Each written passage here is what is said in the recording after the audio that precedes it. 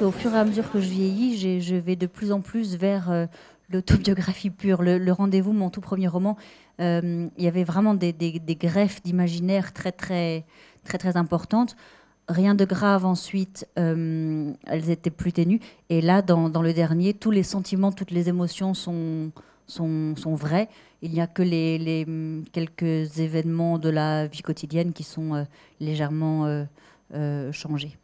Enfin, j'ai l'impression qu'on n'est pas du tout maître de sa vie. Voilà, la vie passe, alors qu'on l'est complètement, on est complètement maître de ses écrits, de chaque virgule, de chaque mot. Et donc ça c'est extrêmement gratifiant de pouvoir avoir la maîtrise de quelque chose dans sa vie, et en tout cas de mes textes. Mais je me suis rendu compte qu'on pouvait aussi écrire comme ça, qu'on pouvait aussi écrire en suivant le flux de sa pensée et son rythme cardiaque. Alors vous disiez des phrases courtes et des phrases longues, parce que je trouve que la vie est comme ça. Je trouve que parfois le souffle est comme ça, il s'accélère. Et j'avais envie de rendre parfois dans l'écriture ce sentiment d'oppression. J'aime bien Christine Angot parce qu'elle rend vraiment bien cette sensation d'étouffement. On a l'impression d'être dans sa tête et parfois on a envie d'ouvrir la fenêtre et de prendre l'air et ça vous étreint.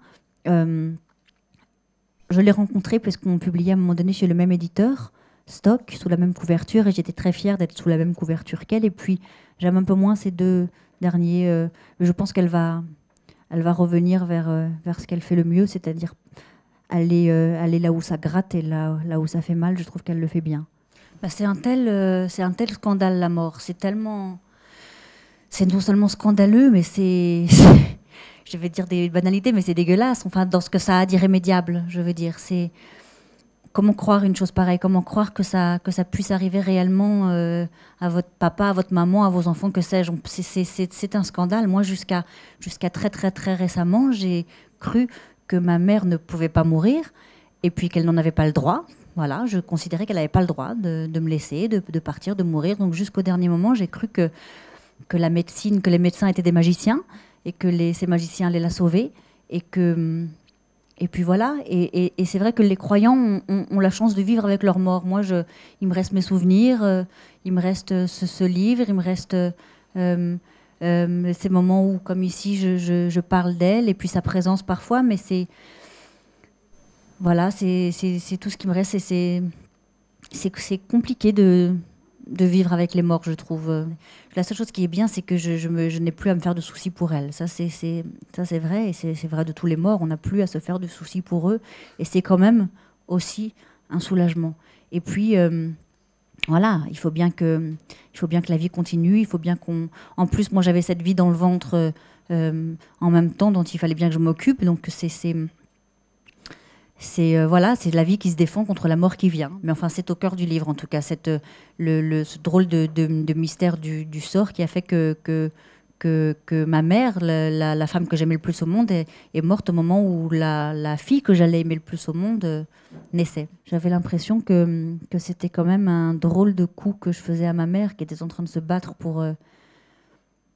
de lutter pour sa survie, et que tout à coup, moi, il y avait quelque chose en moi qui m'empêchait et d'être triste et d'être vraiment là. Peut-être qu'il ne fallait pas qu'elle soit grand-mère. Peut-être qu'il ne fallait pas que je lui montre que j'allais être une meilleure mère qu'elle. Peut-être que... je ne sais pas. Et puis, il faut aussi, je trouve, beaucoup s'aimer soi-même pour avoir envie de se dupliquer. Et quand on fait un enfant, on a un peu l'impression aussi de se reproduire. D'ailleurs, c'est le terme qu'on utilise. Et ça aussi, c'est compliqué, se reproduire quasi à l'identique. Je trouve que c'est très différent les rapports d'une mère et d'un fils, d'ailleurs.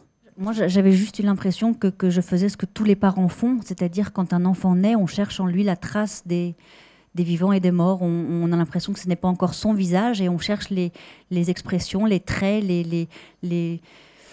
la trace de ceux qu'on a aimés. Et je ne savais pas que c'était ça, la mettre en psychose. Moi, c'est vrai que maintenant, j'ai l'impression que ma fille se ressemble surtout à elle-même, mais pendant longtemps, j'ai vu l'empreinte de ma mère et j'ai trouvé ça bouleversant. Ouais, j'ai trouvé ça évidemment bouleversant. Et mon père, d'ailleurs, J'ai toujours pensé qu'il s'intéressait davantage aux premiers mots qu'aux premiers gestes chez les enfants. Et pourtant, très vite, il s'est intéressé énormément à ma petite fille. Et j'ai compris que c'était parce que lui aussi retrouvait cette femme qu'il avait aimée dans le visage de ma fille. Enfin, je trouve que c'est d'une violence inouïe, moi, d'être enceinte. On ne le dit pas tellement, c'est un peu tabou, c'est un épanouissement, c'est merveilleux, c'est sacré. Mais je trouve que c'est ça, c'est aussi ça, mais c'est pas seulement ça. Ça fait remonter des tas de choses. Très sourde en vous. On est dans un état vraiment bizarre, fragile, parfois un peu cassé. Je trouve ça d'une violence inouïe, moi, le fait d'être enceinte. Et je pense que c'est plutôt lié à mon état qu'à mon état d'esprit général. Je trouve que c'est douloureux émotionnellement de donner la vie. On donne aussi d'une certaine manière la mort de l'enfant qu'on a été, la mort de l'enfant qu'on veut être, l'enfant de ses parents qu'on veut continuer à être et qu'on ne peut plus vraiment être de la même manière, la possibilité qu'on n'a plus normalement de faire des bêtises, de partir sur un coup de tête au bout du monde, je sais pas moi, de prendre des drogues, de faire. Normalement, on peut plus faire tout ça. Il y a un deuil à faire aussi. Quand je vous parlais des deuils qu'on fait quand on est enceinte, etc. Moi, dans ma vie, c'était très concret puisque j'avais un deuil à venir et assez réel, vraiment tout à fait réel, même en la personne de ma mère. Mais ensuite, pour ma deuxième grossesse, où personne n'est mort, il y a donc maintenant 1 an, c'était pas non plus l'extase. Non, non, je trouve qu'il y a une part mortifère dans le fait de donner la vie qu'on élude assez souvent quand on en parle ou quand on lit des choses sur le sujet. Je trouve qu'il y a la mort qui rôde, voilà. C'est parce que la vie est comme ça. Il y a toujours il y a souvent de la tristesse dans la joie et de la joie dans le tragique. Les choses sont souvent vraiment liées. Et j'avais envie de rendre ça. Et puis on ne peut pas être triste tout le temps, on ne peut pas être malheureux tout le temps. Mais c'est une des formes de la tristesse, je trouve, la colère. Chez moi, en tout cas, c'est le premier palier. Je commence par être très, très, très, très énervée. Et en général, c'est la tristesse qui gronde et qui prend cette forme-là. Mais la colère, oui, parce que la mort est un scandale et parce que dans le roman, l'héroïne, donc qui me ressemble comme une sœur, c'est vrai, voilà, l'héroïne s'en veut d'abord énormément à elle-même de ne pas avoir sauvé sa mère. Je m'en suis toujours voulu de ça, comme si c'était possible. Bon. Et puis, elle en veut au médecin de ne pas l'avoir sauvée. Elle en veut à la vie, elle en veut à sa propre mère. Enfin, c'est très humain, je trouve, ça, cette colère. Je la trouve très humaine. J'ai eu envie de la décrire, j'ai eu envie d'en parler parce que c'est aussi d'une injustice terrible. Je suis monstrueuse et d'une injustice terrible envers le médecin qui a sûrement fait ce qu'il a pu pour essayer de la sauver. Elle a fait partie des mauvaises statistiques, mais à mon avis, il a fait ce qu'il a pu. Mais je trouve qu'il a fait ce qu'il a pu de manière maladroite. Et je lui en ai voulu. Dans le livre, je raconte que je lui saute à la gorge. C'est pas vrai, je ne lui ai pas sauté à la gorge. C'est complètement fantasmé. Mais j'aurais aimé, parce que rien n'unit plus les gens qu'un ennemi commun. Et c'est vrai que ma mère, on était très, très unis à ce moment-là contre lui. On a toujours eu des rapports assez légers. On parlait des choses quotidiennes. On n'a jamais parlé finalement du fond des choses. Et c'était bien, c'était nos rapports. C'était comme ça, on riait beaucoup ensemble. Ça me manque, c'est comme ça. Voilà. Mais c'est là, tout à coup, cette injection dans nos rapports de la vie, de la mort, de la médecine, de la maladie, c'était épouvantable. On ne voulait pas ça, on ne veut pas ces rapports-là avec ses parents. Et c'est vrai que je m'en suis beaucoup voulu de ne pas avoir tenu la main de ma mort tant qu'elle était encore lucide. Mais ça, de toute façon, là, je suis pétrie de culpabilité, comme beaucoup de monde, je crois d'ailleurs. Encore une fois, c'est très humain. Moi, je me suis toujours sentie coupable quand on demandait à l'école qui a volé le stylo bille. Je rougissais même quand c'était pas moi qui avais volé le stylo bille. Enfin, je me sens toujours coupable en permanence. Et je crois que ça n'a aucun rapport avec les fautes ou les crimes qu'on a pu commettre. D'ailleurs, je pense que la culpabilité, elle peut être complètement déconnectée du réel. Et puis, elle a gardé jusqu'au bout ce côté coquet. Elle était très, très, très, très belle et elle a voulu jusqu'au bout rester coquette. Je me souviens qu'elle se maquillait pour aller à ses séances de chimiothérapie. Je me souviens qu'elle mettait du vernis, qu'elle se parfumait, qu'elle voulait séduire un peu le médecin. Et tout ça, je trouvais ça adorable, avec la perruque de travers et tout. Bon, moi, je trouvais ça adorable. Mais je la trouvais incroyablement poétique et romanesque. Et je crois que j'ai pas fini d'écrire sur elle. Il y a eu déjà des romans sur elle, d'ailleurs. Son mari, après mon père, qui s'appelle Philippe Delaroche, est écrivain. Il a écrit un roman sur elle. Et une femme aussi, à la fin des années 70, a écrit un roman sur elle. Elle inspirait les gens. Elle inspirait les gens. Elle est morte jeune, mais elle inspirait les gens.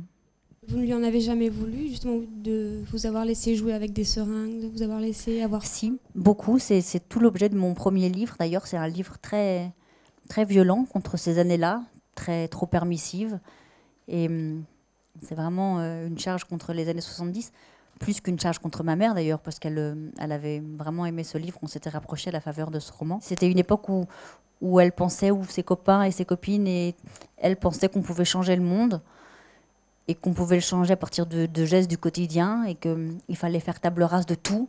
Mais je n'en ai pas voulu, non, parce que d'abord, elle m'a assez vite confiée à mon père, donc j'ai eu une enfance finalement assez cadrée à partir du moment où j'ai été reprise par lui. Et puis ensuite, parce que je pense que c'était surtout lié à son besoin à elle d'autodestruction. Elle était mannequin, ça marchait bien, et puis un jour, elle a commencé à trouver ça grotesque de défiler, de faire des photos. Elle a commencé à trouver ça grotesque et obscène, et j'ai l'impression qu'elle a cassé l'outil, quoi. Il y avait un égoïsme chez Nico, j'ai l'impression, quand on lit en tout cas les interviews de son fils, que je ne retrouve pas chez ma mère du tout. Je crois qu'elle a voulu tenter toutes les expériences avec le plus de variété possible de drogue. Je crois qu'elle les a vraiment toutes essayées. Je pense que juste ça la naverait de mourir sans avoir goûté une fois l'opium, et puis elle y a pris goût, et puis voilà. C'est pas tellement compatible avec le fait d'être mère, c'est évident, mais ça l'empêchait pas de m'aimer. Je suis pas sûre que le fils de Nico puisse en dire autant. Je pense aussi, quand on est parent, on se rend compte à quel point les parents font ce qu'ils peuvent aussi. Et j'avais tendance à juger ma mère il y a 5 ans. Je le fais moins maintenant, ou en tout cas, si je la juge, je lui pardonne plus volontiers, parce que je me rends compte qu'elle a quand même fait ce qu'elle a pu. C'est pas si facile, ce métier de mère. Voilà, c'est pas si facile.